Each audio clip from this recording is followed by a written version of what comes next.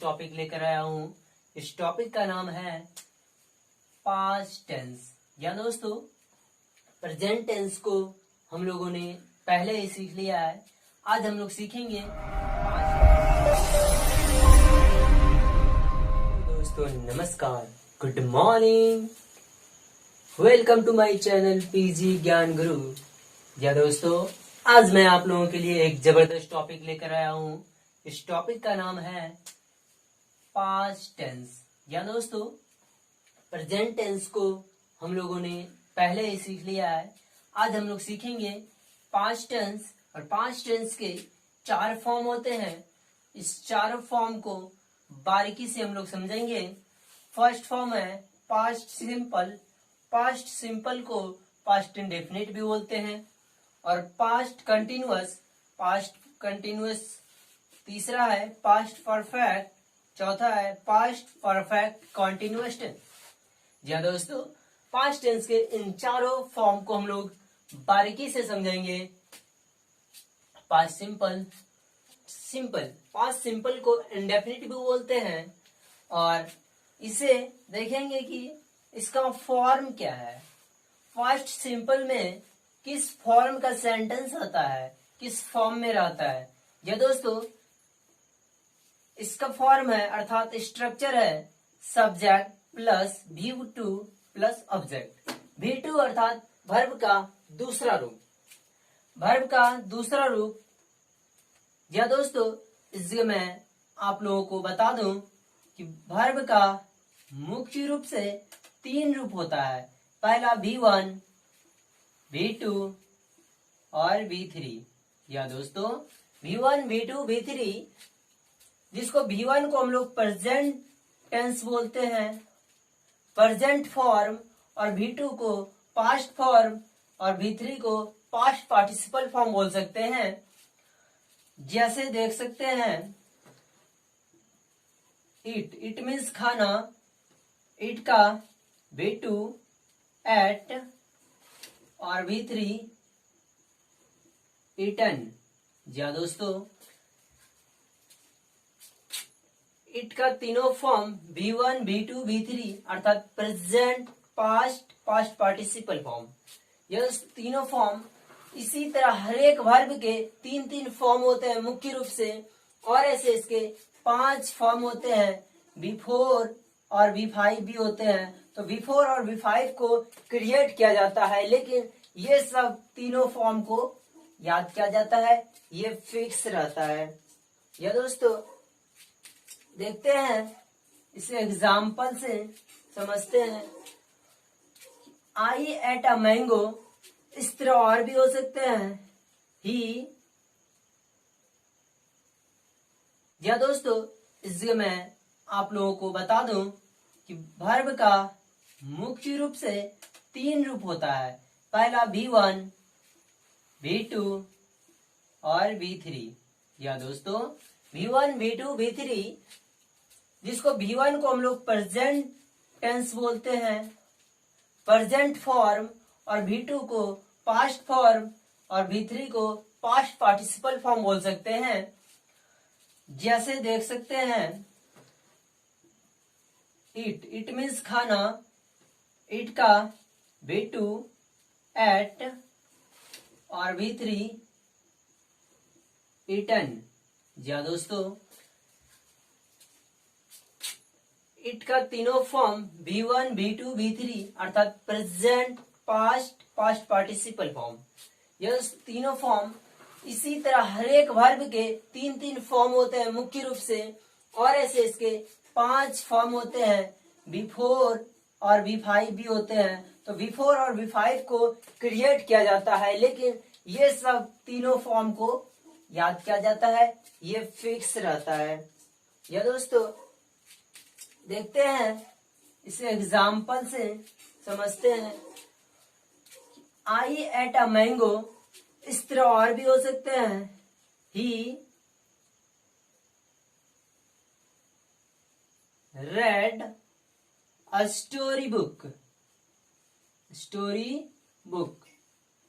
या दोस्तों, he read a story book read का तीनों फॉर्म सेम होता है, लेकिन उच्चारण में अंतर आता है। यहाँ पढ़ेंगे हम लोग ही रेड अ स्टोरी बुक। जी हाँ दोस्तों,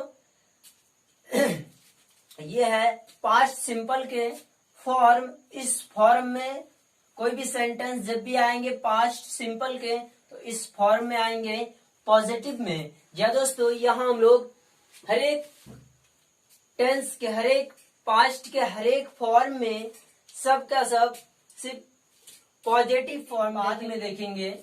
इसलिए दोस्तों, पहले इस सब में हम चारों फॉर्म पास्ट कंटिन्यूअस। जो दोस्तों, पास्ट के दूसरे फॉर्म को देखेंगे। पास्ट का दूसरा फॉर्म है पास्ट कंटिन्यूअस टेंस। या दोस्तों, ये इसका स्ट्रक्चर क्या होगा?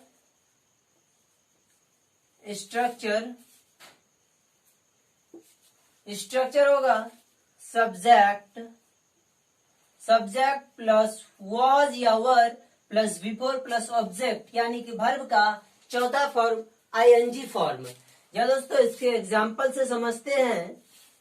जैसे I was running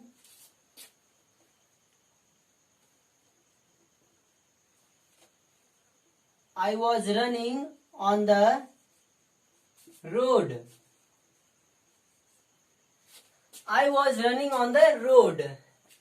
Next example.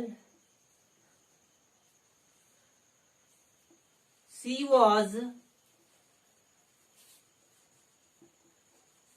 reading a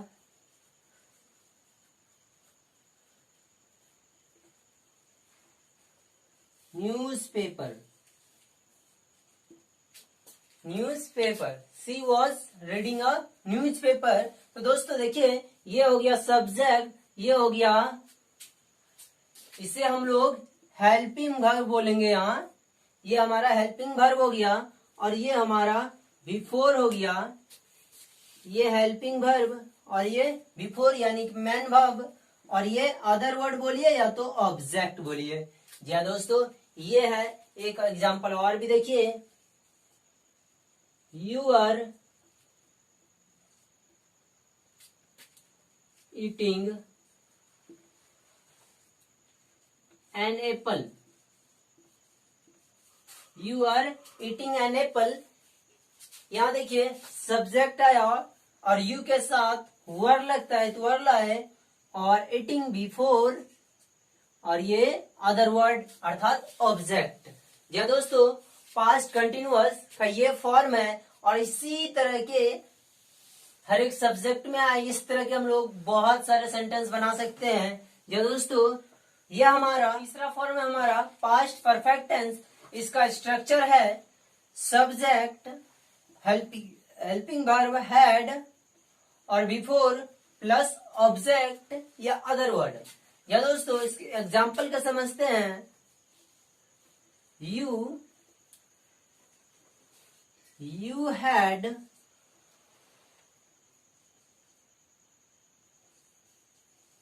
read a story. You had read a story.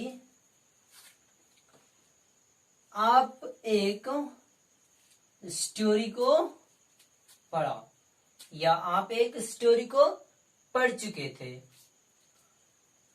या आप एक स्टोरी को पढ़ लिए थे। इसमें दो तीन तरह से मीनिंग ले सकता है, इसका अर्थ दो तीन तरह से हो सकता है। इसमें होगा आप स्टोरी, एक कहानी पढ़ चुके थे, या आप एक कहानी पढ़ लिए हैं, या आपने एक कहानी पढ़ लिया। या दोस्तों, दो तीन तरह से इसमें मीनिंग लेंगे, और भी एग्जाम्पल से हम लोग समझते हैं। इसमें हर जगह हैड आएगा, कहीं भी दूसरा हेल्पिंग वर्ब कोई नहीं आएगा। She had eaten a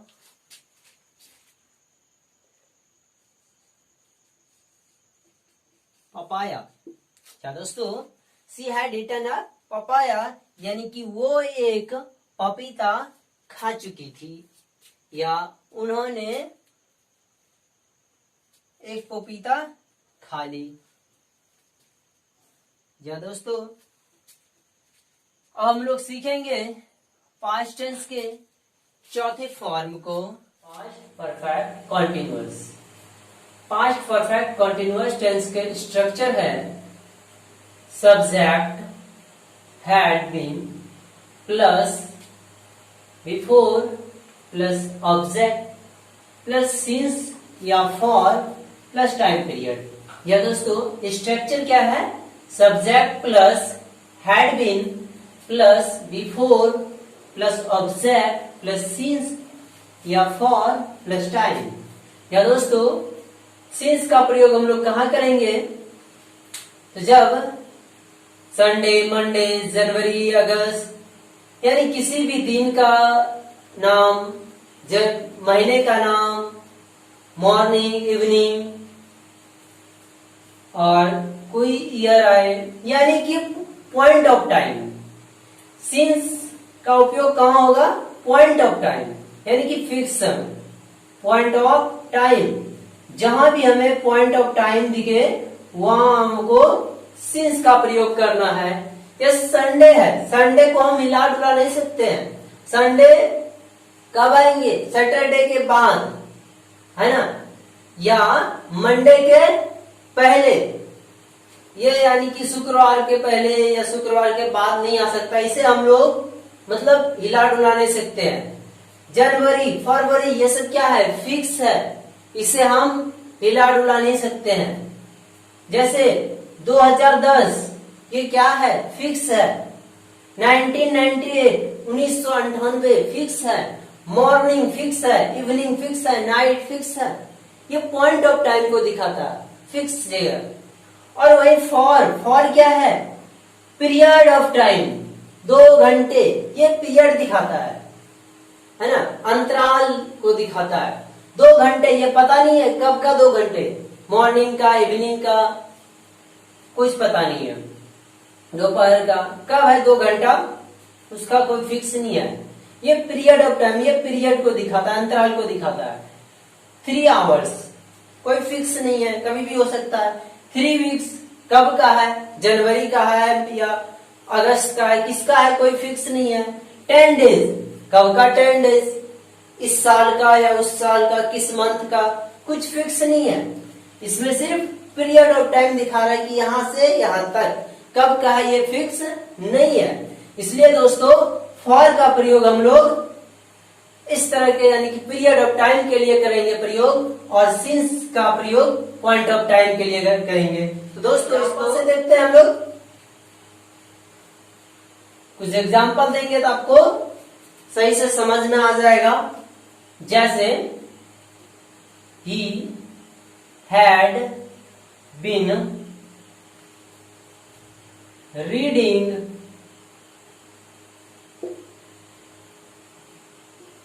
since morning, वह सुबह से पढ़ रहा था। वह सुबह से पढ़ रहा था। सिंस मॉर्निंग, मॉर्निंग क्या है? ये फिक्स है, इसे हम लोग हिला डुला नहीं सकते हैं। और एग्जांपल देखिए, she had been studying for 3 hours. वह 3 घंटे से अध्ययन कर रही थी। इसका कोई फिक्स नहीं है, 3 घंटा कब, सुबह का या शाम का या रात का, उसका कोई फिक्स नहीं है। इसलिए दोस्तों, यहाँ सिंस का प्रयोग ना होके फॉर का प्रयोग हुआ। क्यों? क्योंकि ये पीरियड ऑफ टाइम को दिखाता है, अंतराल को दिखाता है। इसलिए दोस्तों, चलिए अगला और भी एग्जाम्पल कुछ देखते हैं। यहाँ देखिए, कोई भी सब्जेक्ट कुछ भी हो, ही, सी, इट, यू, वी, आई, कुछ भी हो, सबके साथ हेल्पिंग वर्ब क्या लगता है? हैड लगता है। और ये परफेक्ट है, परफेक्ट के लिए बीन लगता है। परफेक्ट को दिखाता है, और कंटिन्यूअस के लिए बिफोर लगाते हैं। You had been running since Sunday, यानी कि आप संडे से, रविवार से ही दौड़ रहे थे। यहां भी क्या है, हमारा पॉइंट ऑफ टाइम को दिखाता है, पॉइंट ऑफ टाइम यानी कि फिक्स। या दोस्तों एक और एग्जांपल इसमें देखते हैं। We had been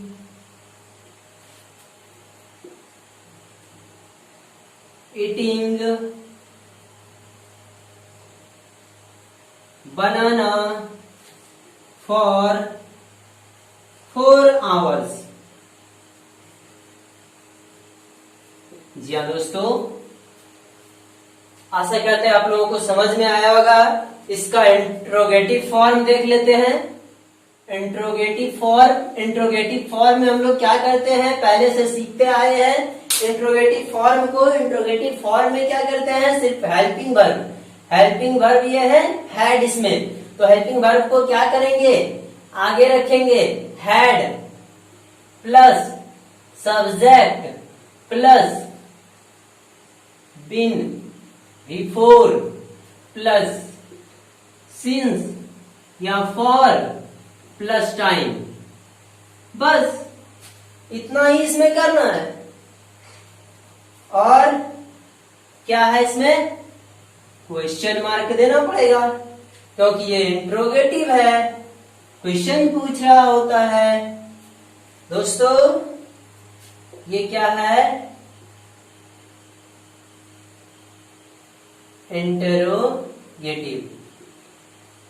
interrogative form.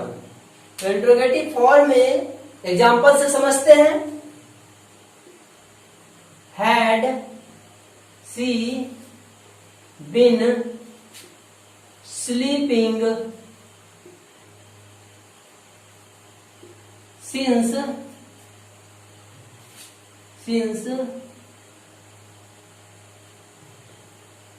Evening. Had she been sleeping since evening, क्या वह शाम से ही सो रही थी, क्या वह शाम से ही सो रही थी। और भी एग्जांपल देखते हैं। सॉरी दोस्तों, had you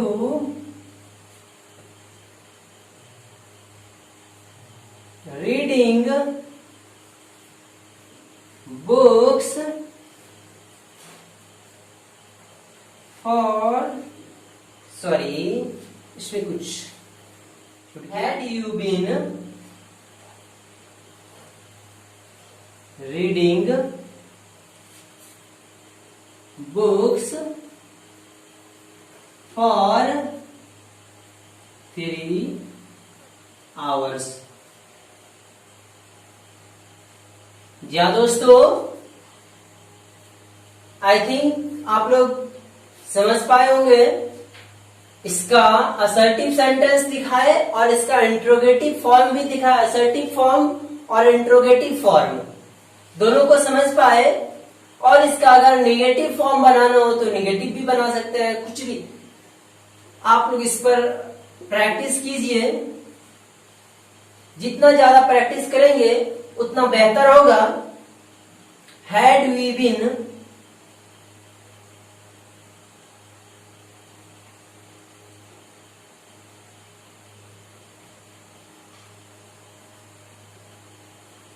crying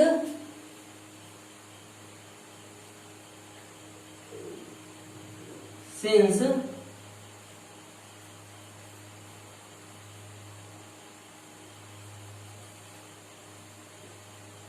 had we been crying since morning, क्या हम लोग सुबह से ही चिल्ला रहे थे, क्या हम लोग सुबह से चिल्ला रहे थे। तो दोस्तों पास्ट परफेक्ट कॉन्टिन्यूअस को समझ पाए, इस पे ज्यादा से ज्यादा प्रैक्टिस कीजिए तो टेंस बहुत ही बेहतर हो जाएंगे। दोस्तों आशा करते हैं आप लोगों को बहुत अच्छे तरीके से समझ में आया होगा, और भी इसमें ज्यादा से ज्यादा प्रैक्टिस कीजिए। बाकी so thanks, all the best. For more updates, subscribe to our channel PG Gyan Guru. Thanks for watching this video, guys. Thanks a lot.